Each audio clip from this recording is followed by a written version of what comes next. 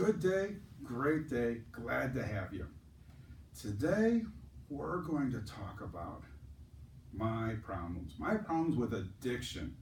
Now, this addiction I'm going to talk to you about today has been eradicated out of my life. I use the word like big E, eradicated. But it took a little bit of work, took a little bit of effort, took a little bit of everything, prayer and what have you. But let's go through a little story because I love telling stories, especially when I'm the victim and sometimes the victor. I started smoking when I was 18 years old. 17 and a half, I was the biggest anti-smoker you'd ever want. 1987, I couldn't believe people would even consider it. But through association and environment, one here, one there, because I wanted to fit in. You can't fit in if you don't smoke with everyone. And sure, I got pickled. It took about 3 months or so forth, and after a while, I was buying a pack and lending one out, lending another one out. And there I was. Now, most smokers, if you talk to them, they are quitting in between cigarettes, but they got addicted.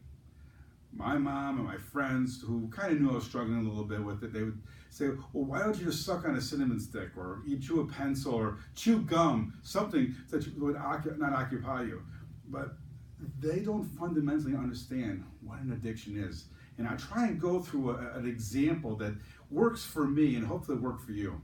And this story, inside a story, is when I was 6 years old. The coming of age at 6 years old in the city I lived in, Lockport, Illinois, was to swim back and forth in the swimming pool without taking air. That was it. You do it at 13, you do it at 6, you're in the club. Okay? And I could get a good kickoff of one side and push myself to the other side, but coming back was always the challenge. 6 years old, the body's only so big. And I practiced, and winter came in, I practiced holding my breath a minute and a half. I almost got to 2 minutes holding my breath. I practiced a lot during church. Hey, there's times there's nothing's going on. I'll practice holding my breath because that's what I did. Anyway, springtime comes around, and sure enough, boom, boom, I can do 1.5. Wasn't quite in the club yet, but I can go back 1.5.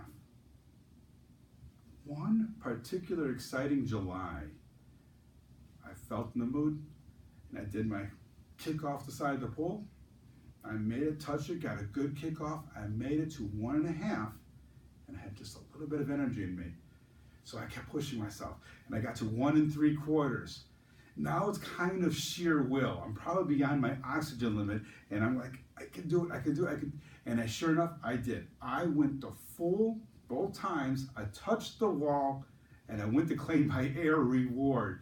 And as I jumped out of the water, my 13-year-old brother pushed me back down, not realizing what I was doing. He's a good guy. But this time, I was fighting for air. The little 7-year-old, 6-year-old, that we son, I guess at the time, was the incredible Timmy.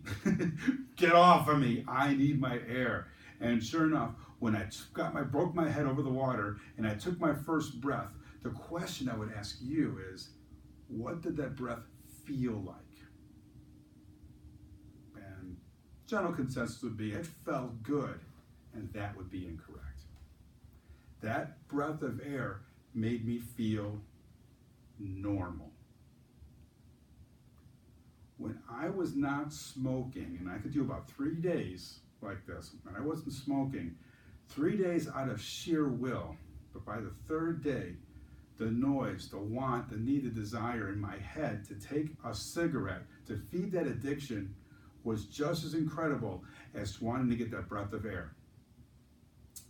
And when I smoked, it wasn't to get that initial high I got, it was to feel normal, to shut the thoughts in my head, just so I can interact without having noises going around.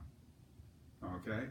I also run to people, including myself. I quit once for 4 months. I took a little tape series, some kind of brainwashing thing, and it worked for 4 months. And I run to people, I didn't smoke for 6 months or years or what have you. And for myself, once again, this is my story. For myself, I was a smoker who wasn't smoking for 4 months. If I was in my car and I saw you light up 12 lanes down, I could smell it in my car.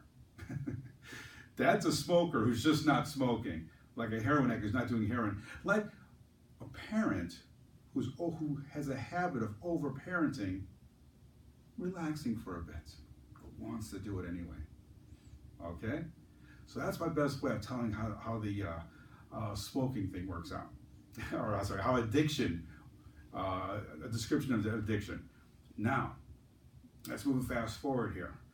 I was in the process of adopting the most wonderful, awesome kid in the world. I know yours is awesome, but you haven't met mine yet. My most awesome kid in the world are in the process of adopting, and I had to be psychoanalyzed, what have you. Probably by, in my opinion, by one of the worst psychologists in the world. That person got in my head and told me all these things that I've never seen about myself. I disagree with it, what have you, but the consensus of that group was I have to take drugs to be normal.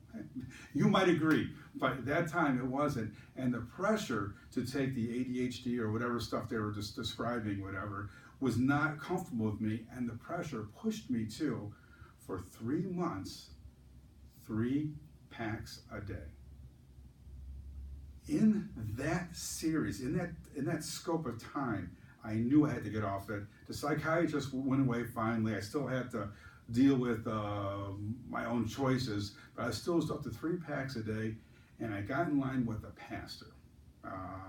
Pastor Ed Arceo. If you're out there, I'm going to name drop you. You're a good man. You helped me out through some of this stuff. But what we started doing was conditioning. If you go look at my goal setting series, you'll see exactly the conditioning I did. I'm not going to go through it here. But I would vision, as I pulled out a cigarette, that I was smoke-free. And don't be guilty. Don't beat myself up. Don't put the weight of that activity on my head. I'm smoke-free, but I choose to have this cigarette. See, I had 60 times a day to practice this, and eventually became 40, went back to my usual 2 packs a day. And one day, because of my leadership at the church, I'm like, I gotta stop smoking. So I stopped. It was a Friday. I stopped. And Saturday came around. Then Sunday came around. That's the 3rd day. I went to church just manning it all up. And I got home and I wanted to take a shower. And I said, Lord, I need you with me. Where are you? I can't do this on my own.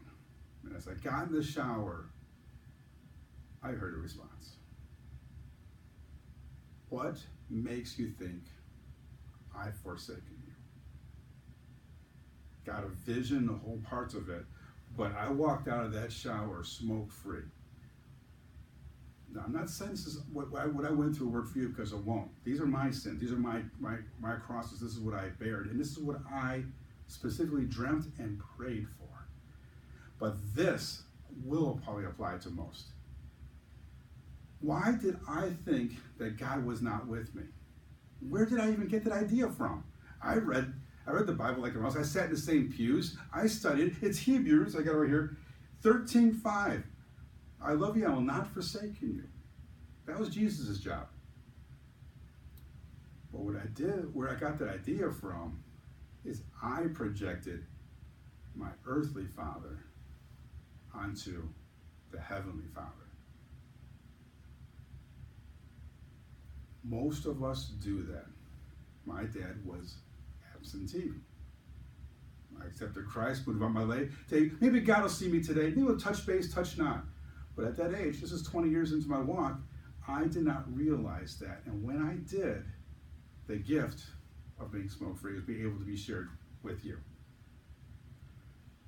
If you have, or someone you know has a little bit of issues or concerned about how God the Father treats you or works with you and so forth, please check out your earthly relationship. If that was projected to God, you might be able to see some of the flaws. He's love and he's perfect and he loves you. God bless.